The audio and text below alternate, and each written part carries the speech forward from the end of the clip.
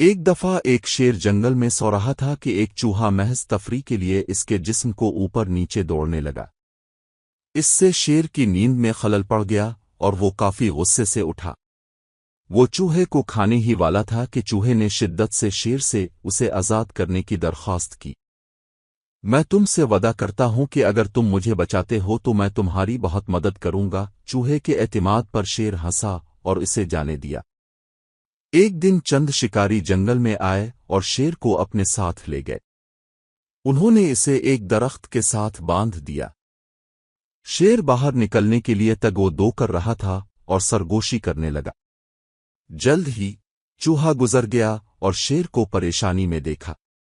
جلدی سے وہ بھاگا اور شیر کو چھڑانے کے لیے رسیوں پر کاٹتا رہا۔ دونوں تیزی سے جنگل میں چلے گئے۔ کہانی کا اخلاقی سبق: مہربانی کا ایک چھوٹا سا عمل بہت آگے جا سکتا ہے۔